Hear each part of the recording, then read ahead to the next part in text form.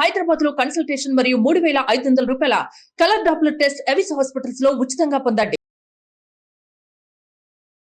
నమస్తే పృథ్వీరాజ్ గారు. So Telangana minister అని చెప్పొచ్చు ఆవిడ, కొండా సురేఖ. ఆవిడ చేసిన వ్యాఖ్యలు తెలుగు చిత్ర పరిశ్రమ అందరినీ అవమానపరిచేలా, కించపరిచేలా ఉన్నాయని చెప్పాలి.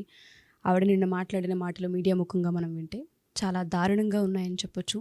ప్రతి ఒక్క చిత్ర పరిశ్రమలో పనిచేసే చిన్న ఆర్టిస్ట్ నుంచి పెద్ద ఆర్టిస్ట్ వరకు అందరూ రియాక్ట్ అయ్యారు. వాళ్ళ మనోభావాలు చాలా దెబ్బతిన్నాయనే చెప్పాల్సిన పరిస్థితి కనిపిస్తుంది. మనం కనుక చూస్తే అమల గారు రియాక్ట్ అయిన విధానం, నాగార్జున గారు రియాక్ట్ అయిన విధానం, దాంతోపాటు తారక్ గారు రియాక్ట్ అయిన విధానం చర్చనీయాంశంగా మారిందని చెప్పొచ్చు. దీనికి సంబంధించి ఏ విధంగా చూడాల్సిన పరిస్థితి ఉంది అంటారు? ప్రకాష్ రాజ్ గారు చేసిన ట్వీట్ అయితే ఇండస్ట్రీలో పనిచేసే ఆడవాళ్ళంటే అంత చిన్న చూపా అని కూడా ఆయన చెప్పడం జరిగింది. రాజకీయాన్ని, సినిమాని పక్కన పెట్టి చూసిన విధానాన్ని ఏ విధంగా మనం చూడాలి అంటారు? రెగ్యులర్ ఇంటర్వ్యూ కాదు, రిపోర్టర్స్ తోటి మాట్లాడిన టైంలో ఆవిడ అన్నమాట నిజంగా సినీ ప్రేమికులందరికీ కూడా, సినిమాలు ఆదరించేటువంటి వ్యక్తులందరూ కూడా, అంటే మీరు నేను అందరూ వచ్చేస్తాం దాంట్లో. ఒక లోవరింగ్ ద ఉమెన్నే కనపడిందమ్మా దాంట్లో. ఎందుకంటే ఆ అమ్మాయి సమంత ఒక్కళ్ళని అనలా, ఇంకా 2-3 ఆడవాళ్ళు ఉన్నారు. ఎవరికి తెలియదు, మీకు తెలియదా ఈ విషయం? అంటే ఆడవాళ్ళు అనేవాళ్ళు, సినిమాలో పనిచేసే ఆడవాళ్ళు కేవలం ఒక ఆట బొమ్మల్లాగా మాట్లాడటం. వాళ్ళు పిలిస్తే ఎక్కడికి వస్తే అక్కడికి వెళ్ళే వ్యక్తులు, వెళ్ళకపోతే విడాకులు ఇస్తారు. ఒకవేళ భరించలేక, ఒకవేళ రమ్మని గట్టిగా భరించలేక పెళ్ళిళ్ళు చేసుకుని వెళ్ళిపోయారు. అంటే ఆడవాళ్ళు అంత లోకువమ్మో, నిజంగా అడుగుతాను, నిజంగా ఆడవాళ్ళు అంత నీచంగా ఉన్నారా? అంటే వాళ్ళు ఏదో ఉండేటువంటి ఆడవాళ్ళు ఫిలిం ఇండస్ట్రీలో ఉండేటువంటి ఒక ఆబ్జెక్ట్ కోసం వస్తారు, కళాపోషణకు వస్తారు. వాళ్ళని తీసుకొచ్చి ఒక చాలా తక్కువ జాతి స్త్రీలుగా చిత్రీకరించడం ఆవిడ యూనివర్సల్గా అనేసారు ఆ మాట. ఒక సమంతానే అన్నారనుకోండి, మనం ఈరోజు ఇంత చర్చించాల్సిన అవసరం లేదు. ఖచ్చితంగా చర్చించాలి, కానీ ప్రకాష్ రాజ్ గారి కోణంలో ఇంత చర్చించాల్సిన అవసరం లేదు. ఈ అమ్మాయి కాదు, రకుల్ ప్రీత్ సింగ్ కూడా ఇట్లా చేసింది. ఆ అమ్మాయి, వీళ్ళందరూ పెళ్లి చేసుకుని వెళ్ళిపోయారు తట్టుకోలేక అని చెప్పేసి తన రాజకీయ ప్రయోజనాల కోసం ఒక మినిస్టర్ స్థాయి వ్యక్తి ఒక రాజకీయ ప్రయోజనం కోసం ఇంకొక రాజకీయ నాయకుడిని ఏదైనా ఒక మాట అనాలనుకుంటే కనుక ఇంత నీచంగా దిగజారనాల్సిన అవసరం లేదు. చాలా రకాలైనటువంటి వేదికలు ఉంటాయి. అసెంబ్లీలో మీరు చర్చలు చేసుకునేటప్పుడు మాట్లాడుకోవచ్చు, లేకపోతే ఇంకో వేదికలో మాట్లాడుకోవచ్చు. ప్రెస్లోకి వచ్చేసేసి ఎప్పుడో జరిగినటువంటి ఒక విషయాన్ని, ఇప్పుడు చైతన్య ఉన్నాడమ్మా, చైతన్యకి మళ్ళీ మ్యారేజ్ ఎంగేజ్మెంట్ అయింది. సమంత కూడా రేపొద్దున ఇంకో మ్యారేజ్ చేసుకుంటారేమో, లేకపోతే అట్లా ఉంటుందేమో. వాళ్ళు ఎవరి లైఫ్స్ వాళ్ళు డిఫరెంట్గా విడిపోయి, భావజాలాలు సరిపోక వాళ్ళు విడిపోయారు. ఇద్దరు మ్యూచువల్ డైవర్స్ అప్లై చేశారమ్మా. మ్యూచువల్ డైవర్స్ అంటే ఏంటి? మాకు భావజాలాలు కలవట్లేదు, మేము విడిపోతున్నాము, సో క్లియర్గా చెప్పారు. సురేఖ గారు అంత నాగార్జున గారు, అమల గారు ఒప్పించడానికి ప్రయత్నించారు. దేనికి ఒప్పించడానికి ప్రయత్నించడానికి? ఎవరి దగ్గరికి వెళ్ళి ఉండమని చెప్పేసేసి, ఒక్క రాజకీయ నాయకుడి దగ్గరికి నువ్వు వెళ్ళి ఉండు, ఒప్పుకోపోయేసరికి సరే అయితే విడాకులు తీసుకెళ్ళిపో. ఏంటి ఇంత దారుణం అమ్మా? అక్కినేని నాగేశ్వరరావు గారి యొక్క ఎంత బుద్ధిమంతుడో అందరికీ తెలుసు, ఎంత ఆయనకి మంచి పేరుందో ఇండస్ట్రీలో అందరికీ తెలుసు. అక్కినేని నాగార్జున గారు, అక్కినేని నాగేశ్వరరావు గారు, వాళ్ళంతా కూడా, రామానాయుడు గారు కావచ్చు, ఎన్టీఆర్ గారు కావచ్చు, వీళ్ళందరూ కూడా ఫిలిం ఇండస్ట్రీలో ఉన్నప్పుడు ఒక లెగసీస్గా ఉండిపోయారమ్మా. అక్కినేని నాగేశ్వరరావు గారు అనేక సార్లు రాజకీయం గురించి అడిగితే, నన్ను దయచేసి రాజకీయాల్లోకి లాగకండి, నేను కానీ నా పిల్లలు కానీ రాజకీయాల జోలికి వెళ్ళము, నేనున్నన్నాళ్ళు నేను వెళ్ళను, తర్వాత నా పిల్లవాడు వెళ్తాడో లేదో వాళ్ళ ఇష్టం, కానీ నేను వెళ్ళొద్దనే చెప్తున్నాను. ఎందుకంటే మేము నటన నమ్ముకుని ఇక్కడికి వచ్చాం. నటన నమ్ముకుని వచ్చినప్పుడు ఈ కళాపోషణ చేసుకొని ఉండన్న దానికి నాగార్జున గారు కానీ వాళ్ళ పిల్లలు కానీ ఫిక్స్ అయిపోయారమ్మా.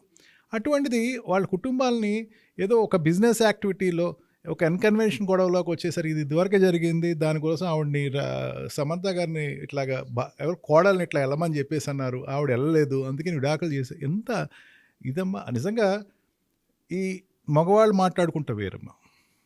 అమల గారు నిన్న రియాక్ట్ అయిన విధానం చూస్తే ఫస్ట్ టైం అమల గారిలో ఇంత ఫైర్ ఉందా, ఇంత ఆవిడ ఘాటుగా స్పందిస్తానని అయితే నేనైతే చూడాలి. రాహుల్ గాంధీ గారికి ట్వీట్ చేసి, మీరు ఒక సామాన్యమైనటువంటి జనాలు బతకనివ్వరా? మీరు గౌరవప్రదంగా బతికేటువంటి వ్యక్తులు బతకనివ్వరా? ఆవిడని ఒక రాక్షస్ కింద, మినిస్టర్ని ఒక రాక్షస్ కింద, ఒక చాలా భూతం కింద ఆవిడని వర్ణిస్తూ ఇంత దారుణంగా మా గురించి మాట్లాడతారా? మేము ఏం తప్పు చేసాం, ఏం అన్యాయం చేసాం మీకు? అంటే ఇప్పటికే ఇండస్ట్రీలో ఒక రకమైనటువంటి గుబులు బయలుదేరింది. అన్కన్వెన్షన్ కూల్చేయటం విషయంలో అది నిజంగా నామ్స్కి ఎగ్నెస్ట్గా ఉంటే కూల్చేశారేమో, అది అప్రిషియబుల్, నాన్ అప్రిషియబుల్ తర్వాత వెళ్తుంది, కోర్టులో కూడా ఉన్నట్టుంది. కానీ ఈ ఫిలిం ఇండస్ట్రీలో ఉండే వ్యక్తుల గురించి ఈ మహిళా పిల్లల సంరక్షణ శాఖ మంత్రి గారు స్వయంగా మాట్లాడేసరికి ఎంత నెగిటివ్ ఇచ్చేస్తుంది. బాధ్యతే మహిళా సంరక్షణ మంత్రి వచ్చి ఆ అమ్మ ఇక్కడ మా అక్కడ అట్లా జరిగింది, అమల గారు నాగార్జున గారు ఆ సమంత గారిని ఎవరి దగ్గరకు వెళ్ళమన్నారు, వెళ్ళమంటే వెళ్ళలేదు, అందుకే వాడు ఇరువాకులు అడిగి తీసుకున్నారు. పోనీ ఏమన్నా వాళ్ళు లీడ్ ఇచ్చారా, లేకపోతే ఒక కాన్ఫిడెన్స్ అయినట్టు న్యూస్ ఇచ్చారా అంటే అది లేదు. వేగ్గా మీ అందరికీ తెలియదా, ప్రెస్ వాళ్ళందరికీ అందరూ అనుకుంటున్నారు. ఎందుకమ్మా అంత చిల్లర రాజకీయం అవసరమా? రాజకీయ నాయకురాలు ఉన్నత స్థాయిలో ఉండే వ్యక్తి ఎంత గౌరవంగా మాట్లాడచ్చు, దీన్ని ఎంత ఆహ్లాదంగా మాట్లాడచ్చు. కాంగ్రెస్ పార్టీకి ఎంత దెబ్బమ్మ దీనివల్ల? కాంగ్రెస్ పార్టీ ఉన్న చరిత్రలో కాంగ్రెస్ పార్టీని నడిపిస్తుందే ఈరోజు సోనియా గాంధీ. ఒక మహిళ నడుపుతున్నారు.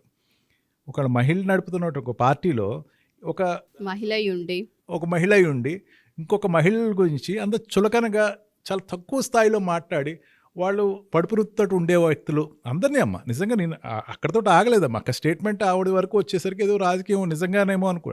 కానీ ఆడవాళ్ళందరినీ ఇట్లాగా ఆ రోజున ఆ రాజకీయ నాయకుడు పిలిచాడు, పిల్లలకు చాలామంది పెళ్లి చేసుకుని వెళ్ళిపోయారు. అంటే ఎంత ఆ వృత్తిని, సినీ వృత్తిని ఎంత దారుణంగా మాట్లాడారు. ఎన్టీఆర్ కానీ, నాని కానీ, ప్రకాష్ రాజ్ గారు కానీ, ఈ అమల గారు కానీ, నాగార్జున కానీ, చైతన్య కానీ, ఇదంతా ఒక ఎత్తమ్మా. సమంత ట్వీట్ ఇచ్చిందమ్మా, దయచేసి మేము చాలా హ్యాపీగానే ఉన్నాం, మమ్మల్ని లాక్కండి దీంట్లోకి, రాజకీయాల్లో మమ్మల్ని బలి చేయకండి, ప్రశాంతంగా ఉంటున్నాయి ఎవరి లైఫ్ వాళ్ళు, మమ్మల్ని ఎందుకు లాగుతున్నారు అని చెప్పి ఆ అమ్మాయి స్వయంగా స్పందించింది. అంటే ఎవరి మీద అయితే అభియోగం వేశారో ఆ అమ్మాయి స్పందించింది వెంటనే. అదేదో తర్వాత గ్యాప్ తీసుకుని కాదు, ఎవరి మీద అయితే అభియోగం వేశారో వాళ్ళు మాట్లాడారు. వాళ్ళ భార్య మాట్లాడింది, అంటే అమల గారు మాట్లాడారు, నాగార్జున గారు మాట్లాడారు, నన్ను రాజకీయాల్లోకి లాక్కండి దయచేసి, మేమేం చేసాం మీకు అంటే. వాళ్ళు ఇన్స్పైర్ అమ్మా. మీకు తెలీదు, దగ్గర ఈ తెలంగాణ ఫామ్ అవ్వక ముందు నుంచి ఫస్ట్ ఈ election commissioners, state election commissioners ఆ ఫిలిం ఇండస్ట్రీ వాళ్ళు ఓటింగ్ వేస్తున్నారు, మీరు కూడా బయలుదేరండి అని ఓటింగ్ కోసం ప్రోత్సహించేటప్పుడు ఆ ఫిలిం ఇండస్ట్రీలో ఉండే వాళ్ళని బ్రాండ్ అంబాసిడర్ కింద వాడుకుంటారు. నాగార్జున గారు ప్రతి దాంట్లోనూ ఆయన వచ్చి మీరందరూ ఓటు వేయండి, ఓటు మీ హక్కు, ఆయన పార్టిసిపేషన్ ఉండేది. ఎలక్షన్ కమిషనర్ ఆయన చాలా మంచి రోల్ ఇచ్చేవారు ఆయనకి, చిరంజీవి గారు కానీ నాగార్జున గారు కానీ. అంటే వాళ్ళకి ఎలక్షన్ విధానం మీద, ప్రజాస్వామ్య ఇన్స్ట్రుమెంట్స్ అయినటువంటి ఈ ఎమ్మెల్యేల మీద, ఎంపీల మీద ఎంత గౌరవం ఉందమ్మా ఆయన. వాళ్ళకి ఏమన్నా తప్పు చేశారా? వాళ్ళు ఏం తప్పు చేయకుండా, ఏం ఆధారాలు లేకుండా వాళ్ళు రోడ్డు మీద పెట్టేసరికి ప్రజల మనోభావాలు ఎంత దెబ్బతింటాయమ్మా. రేపొద్దున ఎవరు మ్యారేజెస్ వాళ్ళు చేసుకుంటారమ్మా, తర్వాత ఎవరు ప్రొక్యూర్మెంట్ ఆఫ్ చిల్డ్రన్ వాళ్ళకు ఉంటారు. వాళ్ళకి ఇది ఎంతవరకు డాగ్మాక్ ఇంపాక్ట్ ఉంటుందమ్మా. హీరో నాగార్జున కానీ, చైతన్య కానీ, సమంత కానీ ఫ్యాన్స్ ఉన్నారు. ఆ ఫ్యాన్స్ మనోభావాలు ఎంత దెబ్బతింటాయమ్మా. ఇవన్నీ ఆలోచించరా? ఒక ఆడవాళ్ళని అనేసరికి ఆడవాళ్ళ శత్రువుల ఎన్నాళ్ళు ఈ ఆడవాళ్ళంటే తక్కువ భావంతో నడుస్తుంది. వాళ్ళకి ఏం అన్యాయం చేశారు? ఆవిడ చెప్పింది పార్టీ స్టాండా, ఆవిడ స్టాండా? పార్టీ స్టాండ్ అయితే కాదు నాకు తెలిసినంతవరకు. కాంగ్రెస్ పార్టీ అంత తక్కువగా, చాలా చరిత్ర పుటాల్లోంచి వచ్చినటువంటి పార్టీ. ఇందిరాగాంధీ గారు, సోనియా గాంధీ గారు అనేకమైన మహిళలు నడిపిన పార్టీ అంత. ఆవిడనైతే మీరు రిప్రజెంట్ చేసి మాట చెప్పండి అని అయితే చెప్పి ఉండరు. ఆవిడ చెప్పారు అంటే కాంగ్రెస్ రిప్రజెంటేషన్ అవుతుంది. అందుకే రాహుల్ గాంధీ గారు, అమల్ గారు ఏం చేశారు, రాహుల్ గాంధీని అడిగారు, నేను ఒక సాధారణమైనటువంటి సిటిజన్స్ మమ్మల్ని బతకనివ్వరు, ఇక్కడ ప్రశాంతంగా ఉండనివ్వరా, మేమేం అన్యాయం చేసామని చెప్పేసి ఆవిడ అడిగిన విధానం, ఆవిడ ట్వీట్ చేసినటువంటి విధానం ప్రతి వాళ్ళకి చాలా బాధ అనిపించిందమ్మా. నిజంగా చలనచిత్ర పరిశ్రమ ఎవరైతే పనిచేస్తున్నారో వాళ్ళందరికీ కూడా ఇది అవమానం అనేది చెప్పాలి.